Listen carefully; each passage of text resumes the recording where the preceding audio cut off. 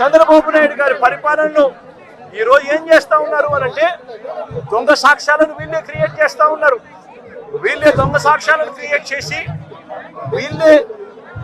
వీళ్ళకు నచ్చని నాయకులందరినీ కూడా ఒక పద్ధతి ప్రకారము కేసుల్లో ఇరికించి జైళ్ళ పాలు చేసే కార్యక్రమము, చంపించే కార్యక్రమాలు దగ్గర నుండి చంద్రబాబు నాయుడు గారు చేస్తా ఉన్నారు.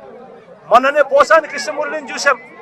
పోసాని కృష్ణమురళి అనే వ్యక్తి సినిమాలో దర్శకుడు. ఆ మనిషి చేసిన తప్పల్లా ఏమిటంటే నంది అవార్డు తనకు ఇస్తే నంది అవార్డును తాను తీసుకోలేదు. తీసుకోకుండా కుల వివక్ష పాటిస్తున్నారు అని చెప్పి ఒక స్టేట్మెంట్ ఇవ్వడం ఆయన చేసిన తప్పు.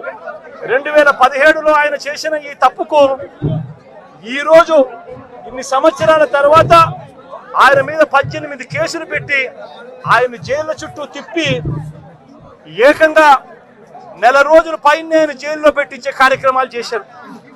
దళిత మాదిగ సామాజిక వర్గానికి సంబంధించిన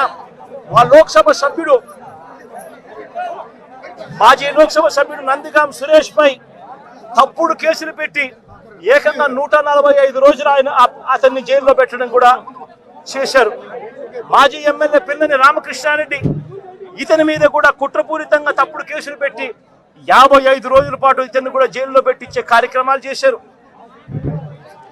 దాడులు చేసేది టీడీపీ వాళ్ళైతే జైల్లో పెట్టింది మా వాళ్ళను, వైఎస్ఆర్సీపీకి సంబంధించిన వాళ్ళను జైల్లో పెడతా ఉన్నారు. పోలీసులు క్రియాశీలక పాత్ర పోషిస్తూ ఉన్నారు. వల్లభనేని వంశీ తాను ఘటనా స్థలంలో లేడు అని చెప్పి ఏకంగా తెలుగుదేశం పార్టీ ఆఫీసు దాడి జరిగిన ఘటనలో తాను లేడు అని చెప్పి ఏకంగా కోర్టులోకి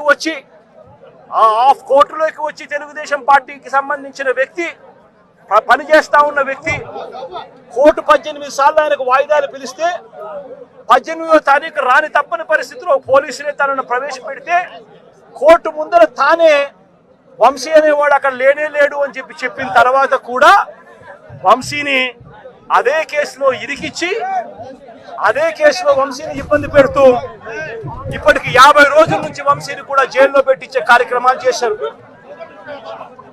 ఇలా రాష్ట్రం మొత్తం మీద రెడ్ బుక్ పరిపాలన సాగిస్తా ఉన్నారు. ఇదే చంద్రబాబు నాయుడు గారిని అడుగుతాను, అయ్యా చంద్రబాబు, ప్రజల్లో ఏదైనా కూడా మంచి పేరు తెచ్చుకొని రాజకీయాలు చేయడం నేర్చుకోండి. మీరు సూపర్ 6 ఎందుకు అమలు చేయడం లేదు అని చెప్పి ఈరోజు ప్రజలు గట్టిగా నిలదీస్తా ఉన్నారు. సూపర్ 7 హామీలను ఎందుకు అమలు చేయడం లేదు అని ప్రజలు మిమ్మల్ని గట్టిగా ప్రశ్నిస్తా ఉన్నారు.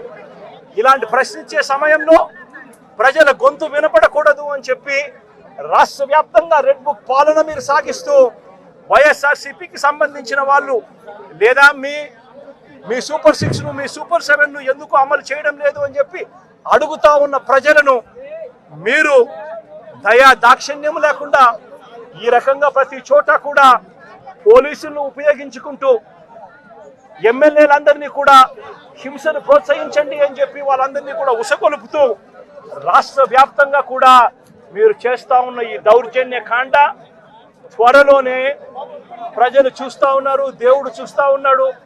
ఖచ్చితంగా మీకు బుద్ధి చెప్పే పరిస్థితి త్వరలోనే వస్తుందని చెప్పి ఈ సందర్భంగా చంద్రబాబు నాయుడు గారికి గట్టిగా మందలిస్తూ చెప్తా ఉన్నా. అదే మాదిరిగా ఇంకొక విషయం కూడా చెప్తా ఉన్నా. అదే విధంగా ఇంకో విషయం కూడా చెప్తా ఉన్నా. ఇదే చంద్రబాబు నాయుడు గారికి చెప్తా ఉన్నా, ఇదే పోలీసులకు చెప్తా ఉన్నా. పోలీసులు ఎవరైతే చంద్రబాబు నాయుడు గారిని మెప్పు కోసం చంద్రబాబు నాయుడు గారి మెప్పు కోసం ఎవరైతే వాళ్ళ టోపీ మీద ఉన్న సింహాలకు సెల్యూట్ చేయకుండా చంద్రబాబు నాయుడు గారికి వాచ్మెన్ల కింద పనిచేస్తా ఉన్న ఆ ప్రతి పోలీస్ అధికారికి చెప్తా ఉన్నా, ఎల్లకాలం చంద్రబాబు నాయుడు గారి పరిపాలన సాగదు. చంద్రబాబు నాయుడు గారి పరిపాలన వస్తుంది. ప్రతి పోలీస్ అధికారికి కూడా చెప్తా ఉన్నా, మీ బట్టలు తీస్తామని చెప్పి ప్రతి పోలీస్ అధికారికి మీ యూనిఫామ్ తీస్తాం,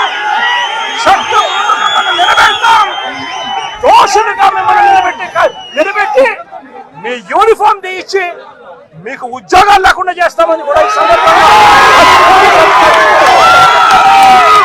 ఇప్పటికైనా చెప్తా ఉన్నా. ప్రతి పోలీస్ అధికారిలో కూడా మార్పు తెచ్చుకోండి. ఎల్లకాలం ఇదే పరిపాలన సాగదు.